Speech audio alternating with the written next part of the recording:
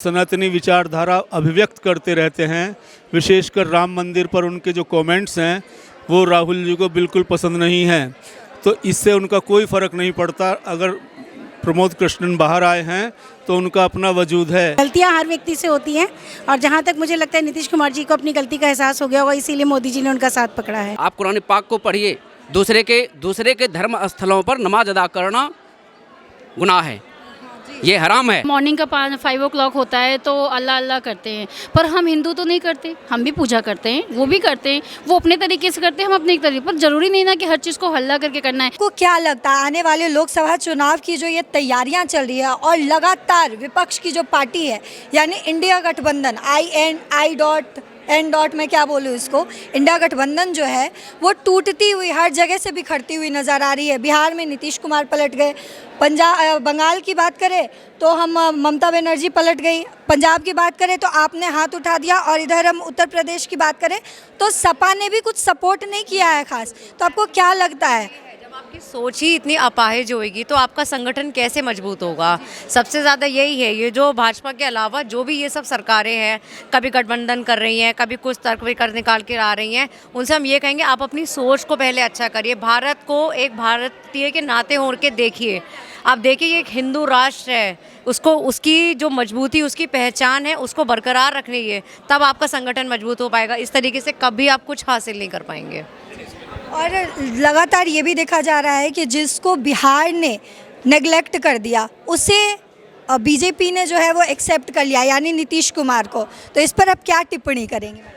मैं ये कहूँगी कि मोदी जी जो भी कार्य करते हैं वो बहुत सोच समझ के कदम उठाते हैं। उन्होंने नीतीश कुमार में कुछ पोटेंशियल देखा और वो जानते हैं कि किस तरह से बिहार की सीटों को हमें अपने तरफ करना है, तो उसके लिए वो नीतीश कुमार जी का साथ। और गलतियां हर व्यक्ति से होती हैं और जहां तक मुझे लगता है नीतीश कुमार जी को अपनी गलती का एहसास हो गया होगा, इसीलिए मोदी जी ने उनका साथ पकड़ा है। कांग्रेस से अभी एक बहुत बड़ा चेहरा प्रमोद कृष्णन जी कांग्रेस से 6 साल के लिए बाहर कर दिए गए हैं। आपको क्या लगता है वो बीजेपी में आने का रास्ता है? आप इस पर क्या कुछ कहना चाहेंगे? मैं ये कहना चाहता हूँ, प्रमोद कृष्णन एक सन्यासी हैं और उनके विचार धार्मिक हैं, और जो आपकी कांग्रेस पार्टी है उसमें सनातन धर्म के लिए कोई स्थान नहीं है। तो चूँकि वो सनातनी हैं और सनातनी विचारधारा अभिव्यक्त करते रहते हैं, विशेषकर राम मंदिर पर उनके जो कमेंट्स हैं वो राहुल जी को बिल्कुल पसंद नहीं हैं। तो इससे उनका कोई फ़र्क नहीं पड़ता। अगर प्रमोद कृष्णन बाहर आए हैं तो उनका अपना वजूद है।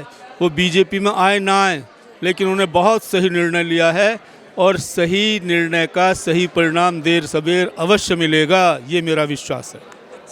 क्या लगता है आपको मैडम, बीजेपी जो है उनका स्वागत करेगी आचार्य प्रमोद कृष्णन का? देखिए, ये तो राजनीति है और सबसे बड़ी बात है कि अगर कोई व्यक्ति सनातन के साथ जुड़ना चाहता है या देश की तरक्की के साथ जुड़ना चाहता है तो बीजेपी को स्वागत करना चाहिए। अच्छा, आपको क्या लगता है सर, बीजेपी स्वागत करेगी आचार्य प्रमोद कृष्णन का? मैं तो पहले पूरे देशवासियों को जय श्री राम बोलना चाहूँगा, और मैं ये कहना चाहता हूँ कि अगर शाम का भूला हुआ सुबह को घर आ जाए तो आना चाहिए। और मैं तो कह रहा हूँ वही भर नहीं, अगर पूरे हिंदुस्तान के अंदर अच्छे कार्यकर्ता, अच्छे नेता अगर कोई है तो वो बीजेपी में आए और देश के साथ मिलके, बीजेपी के साथ मिलके देश का विकास में पूरा कंधा से कंधा मिला के आगे बढ़ने का कार्य करें। मेरी ये मतलब सारी पार्टियों से जो अच्छे छवि के नेता हैं उनको आना चाहिए।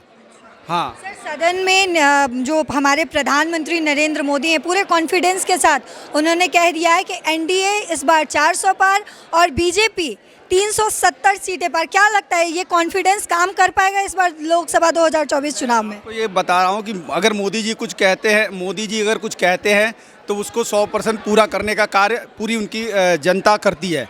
और ये मोदी जी ने अगर कहा है 400 पार, तो ये मैं आज कह रहा हूँ कि ये 400 पार ही है। ये 400 पार है, पूरी कॉन्फिडेंस मुझे भी है। AIMIM के अध्यक्ष जो हैं असदुद्दीन ओवैसी, उन्होंने ये आरोप भी लगा दिया है कि गांधी की जो देश है उसको अब ये हिंदू राष्ट्र बनाने की कोशिश कर रहे हैं। ये मुस्लिम 70 करोड़ जो मुस्लिम है, सर माफ़ कीजिएगा 17 करोड़ जो मुस्लिम है, ये इनको क्या जवाब देंगे मोदी? मैं ये कह रहा हूँ एक पूरा हिंदुस्तान एक ऐसा है जो हिंदू राष्ट्र बनना भी चाहिए, इसमें कोई संदेह नहीं है, बनना चाहिए। 52 मुस्लिम देश है, 52 मुस्लिम देश है ना, एक हमने हिंदू राष्ट्र घोषित कर लिया तो कौन से बुरा कर लिया बताइए इसमें? भाई घोषित कर लिया हिंदू राष्ट्र देश तो बना लिया तो अच्छी बात है, बनना भी चाहिए। इसमें मुसलमान भाई जो हमारे रह रहे हैं उनको भी आगे सपोर्ट करना चाहिए, यहाँ पे समर्थन देना चाहिए। जैसे राम मंदिर आपके हिसाब से वो अपने धर्म को बदल लें? नहीं बदलने क्यों, वो आप ये देखिए कि जो पीछे मोहम्मदन भाई थे वो भी कहीं ना कहीं हमारे हिंदू धर्म से ही थे, ऐसी बात नहीं है। और ना हम कह रहे हैं आप धर्म बदलो, लेकिन हमारे साथ कंधा से कंधा मिला के चलो। देश के विकास के साथ अगर कोई भी पार्टी देश के विकास के लिए कार्य कर रही है तो आप उसके साथ सपोर्ट करो और कंधा से कंधा मिला के चलिए। ये सही बात है, होनी चाहिए।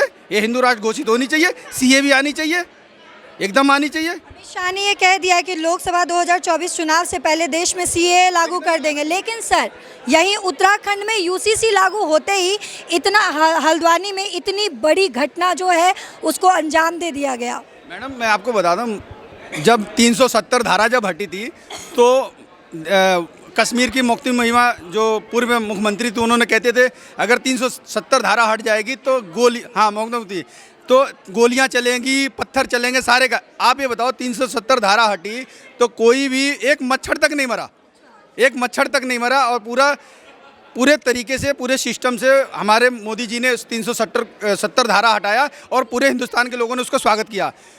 उसी तरह राम मंदिर का उद्घाटन भी हुआ, राम मंदिर का शिलान्यास भी हुआ, पूरे हिंदुस्तान के लोगों ने उसका स्वागत किया। आज सर्वोपरि है अयोध्या, देखिए टूरिज्म के नाम पे हब बना पड़ा है।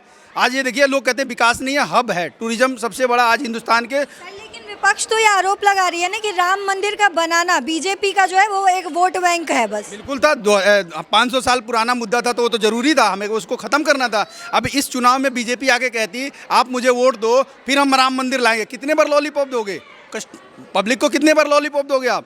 अब ये इसको मुद्दा खत्म कर, अब हम विकास पे आएंगे, रोड मैप पे तैयार काम करेंगे, रोड बनाएंगे, नई नई टेक्नोलॉजी पे काम कर रही है। आज ये देखो इंडिया ईवी के मामले में सेगमेंट पे आप कितना capture, 10% market share EV capture करने जा रही है, हर गाड़ियाँ ईवी पे आ गई। तो ये बदलता हुआ भारत है, ये बदलता हुआ भारत है, इसमें कोई संदेह नहीं है।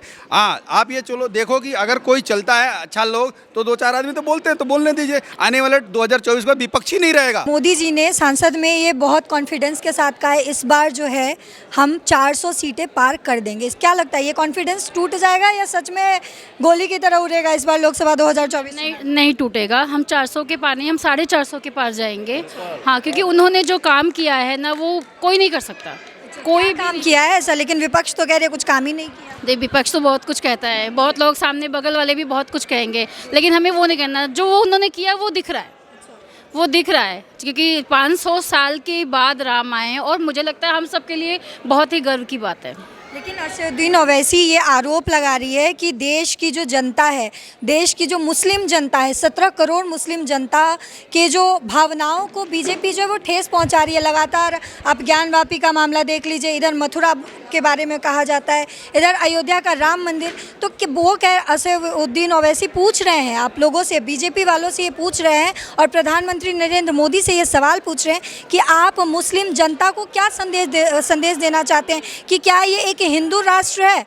नहीं मैम, गलत कहा जा रहा है, ऐसा कुछ भी नहीं हो रहा है। बहुत सारे मुस्लिम भी हैं जो हमारे भाई हैं और हम सब एक ही राज्य में हैं और हम सब ने मतलब मुझे नहीं लगता कि ऐसा कुछ है कि हाँ वो मुस्लिम को अलग देख रहे हैं, हिंदू को अलग देख रहे हैं, उसमें ऐसा कुछ नहीं है।